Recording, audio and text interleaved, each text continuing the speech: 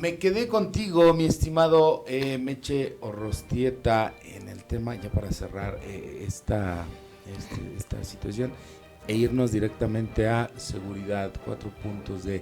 Pero hablaba de Ifigenia, híjole, esa generación es, aunque Rafa hizo una mueca ahí medio interesante, que alguien me diga quién tiene la estatura de un Porfirio Muñoz Ledo en la actualidad. ¿Noroña? ¿Monreal? A ver. O sea, por favor. Ahí vamos a discrepar. En el tema de Ifigenia Martín, que alguien me diga quién tiene la estatura desde el punto de vista ideológico, mujer de izquierda, y ser la primera en muchos... Nadie. Y ella sí nunca, si me equivoco, corríjanme, nunca militó en el PRI, a diferencia de Porfirio. Lo que es Ifigenia, el mismo Eberto Castillo. Parece que sí estuvo. Toda esta gente, tengo entendido que no fue así. Pero ustedes tienen otros datos, pudieran decir. Se salió del PRI cuando Cuauhtémoc Cárdenas, cuando lo del frente. Pero tengo entendido, si mis datos no me fallan, que sí fue priista doña Ifigenia. Y digo, ahí no coincidimos, Eric, en lo de Porfirio. Porfirio para mí no merece un trato, es faltarle el respeto a doña Ifigenia. Un leguleyo, Porfirio, que lo mismo decía una cosa de una manera que la decía de otra, que fue dirigente y trabajó para todos los partidos, que fue un hombre engendrado en el seno del poder, que no tuvo una definición ideológica, que nada más sabía hablar mucho y sabía hablar bien, tenía el don de la palabra. Bueno, pues, esas cualidades sí se las reconozco, pero como un gran ideólogo que daba directriz con doña Ifigenia, sería faltarle el respeto compararlos. Yo la señora sí la vi y la reconozco como una de las últimas figuras icónicas que fue, digamos, congruente y coherente con su forma de pensar. Pero bueno, de Porfirio, si quieres, luego tomamos un café y lo platicamos. Ahorita. No, vamos todos, ¿no? Vamos todos. Sí, personales. No venimos aquí a la mesa para el café. Sí, pero si quieren, iniciamos con los 4 ejes o puntos en materia de seguridad. Es algo... Me llama mucho la atención porque, digo, ustedes son abogados, Meche. Yo nada más quisiera cerrar, no quisiera dejar esto así abierto.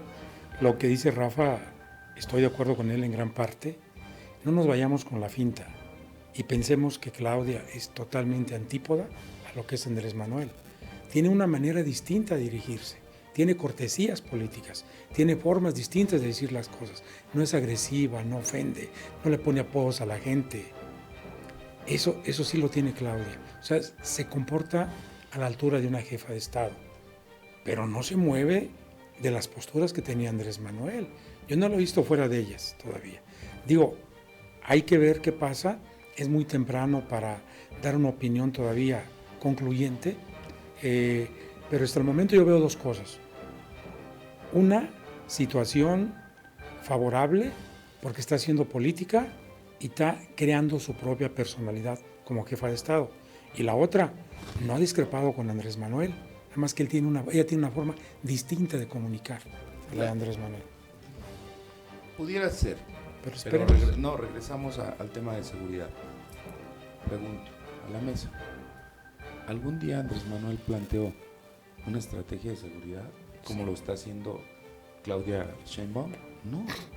Su estrategia era abrazos, no balazos, ir a decirle a la abuelita, a la mamá, pero que haya salido al público a decir eje de investigación. Yo aquí, y para allá va mi pregunta, doctora, para después irme con Rafita.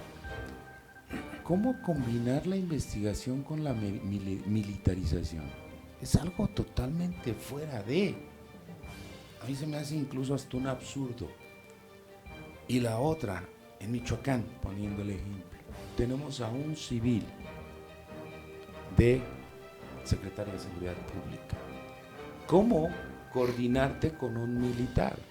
Si el secretario va y le dice al militar, oye, es por aquí, el militar se va a reír de él. ¿Por qué? Pues va a decir, señor, espéreme, el que estudió este tipo de situaciones soy yo. Esas 2 cosas me llaman mucho la atención en estos 4 ejes que delimita Claudia. El tema de la profesionalización, el tema de la reforma a las fiscalías, todo esto que dices tú, wow, ahí está la clave, ¿no? Ahí está el secreto. Pero lo que sí me queda un poquito, pues, gris es combinar investigación con militarización.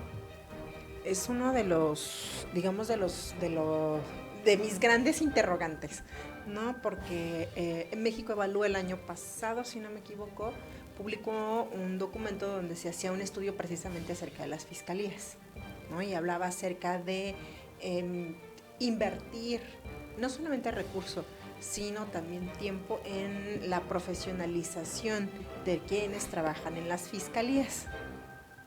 Entonces, la realidad es que es pensar en formar al militar, formar en un periodo de tiempo reducido para desarrollar investigación.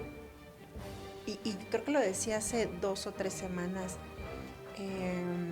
Transparencia Mexicana publicaba también un documento donde decíamos los mexicanos que teníamos más confianza en un militar que en un policía, ¿no? Por ejemplo.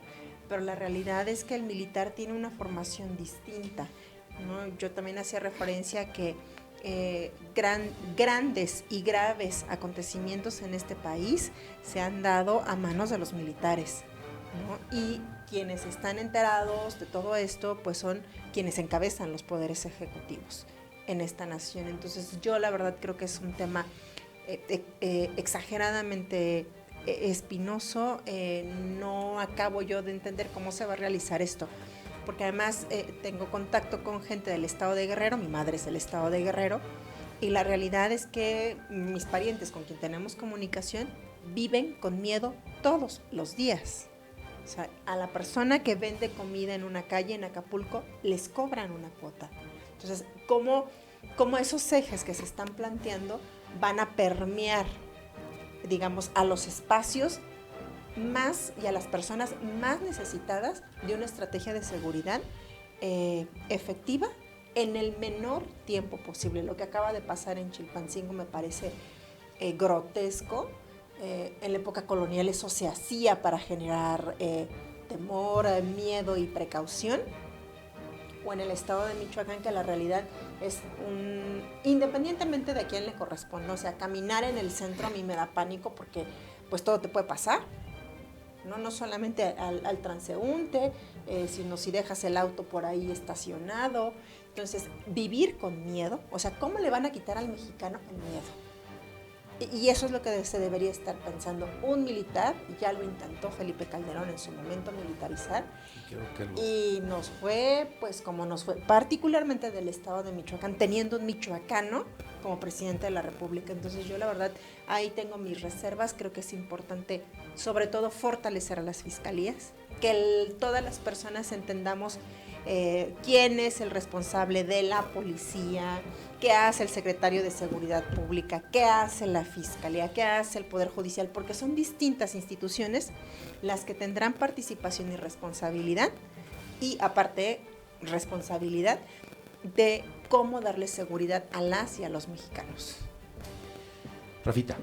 Fíjate que yo difiero completamente de lo que tú decías, de que la estrategia de Andrés Manuel, digamos, en términos operativos, era abrazos, no balazos. Al final, no hay que confundir la propaganda política o los eslóganes políticos con lo que se hace técnicamente detrás. O sea, yo creo que ni siquiera él pensaba de, bueno, voy a ir a buscar a la mamá o la abuelita del Chapo para denunciar que está haciendo las fechorías que hacía, ¿no? Sí la fue a buscar. Esa sí no. la saludó. Digo, pero al final, si uno quiere pensar desde ese punto, estamos ahí mal. Y le dijo, porque precisamente Claudia mantiene lo más importante que decía Andrés Manuel. El problema no se va a resolver a balazos. El problema se trató de resolver a balazos y no lo hizo. Porque al final, mientras el narcotráfico siga representando una opción viable, una opción atractiva para los jóvenes que no tienen oportunidades, que no tienen, y no solamente oportunidades económicas, porque a veces se ha simplificado como en esta onda de, bueno, dales trabajo, dales dinero y pues que ahí sobreviva. No, a la gente se le tiene que dar dignidad, que al final es una de las cosas más grandes por las cuales la gente se integra al narcotráfico. Porque, por ejemplo, hace poco vi un estudio muy interesante donde decía que en ciertas zonas rurales del estado de Chiapas se había dado un desplazamiento de los jóvenes hacia el narco, no tanto por el tema de la subsistencia, porque eran ciertas poblaciones donde la subsistencia era posible, pero el tema del estatus, de todo esto que se le ha impregnado al narcotráfico, muchas veces incluso impulsado por los medios y por la narcocultura, ha hecho que los jóvenes vean esto como una opción atractiva. Creo que al final por eso a mí me agrada mucho que se siga manteniendo esta idea de que no lo vas a poder erradicar así. Puedes matar a medio país si quieres, pero el fenómeno del narcotráfico, mientras haya consumo, mientras en la última milla haya gente en Nueva York que sea la que distribuye la droga mexicana, el problema no se acaba. Los muertos van a seguir habiendo, o sea, y créeme que eso es una fuente. Ahora sí que Adam Smith estaría muy feliz porque el ejército de reserva literalmente está funcionando como ejército, ¿no? Pero en este caso para el crimen organizado. Entonces creo que si logras desarticularlo, por un lado, mediante políticas sociales que te permiten integrar a la juventud y a los sectores más desprotegidos al mercado económico, y por otro, desmantelar los cárteles de manera policíaca, mediante el ejército, mediante las policías, pero de manera inteligente, porque por instante se va a crear una subsecretaría sobre inteligencia, que es un tema que en México ha estado estigmatizado, porque especialmente en los años 60, 70 y 80 se utilizó a la inteligencia como forma de contrainsurgencia y no para combatir al crimen. Se ha estigmatizado, creo que ahora se retoma, pero con otro sentido. Por eso yo sigo retomando lo mismo. Si se da un sentido social a lo que se haga en materia de seguridad, se está apostando sobre seguro, sin necesidad de llegar a otros temas como pasó con el gobierno de Felipe Calderón. Déjenme ir a la pausa, yo voy a la pausa, estoy de regreso, esto es Tribunal Ciudadano.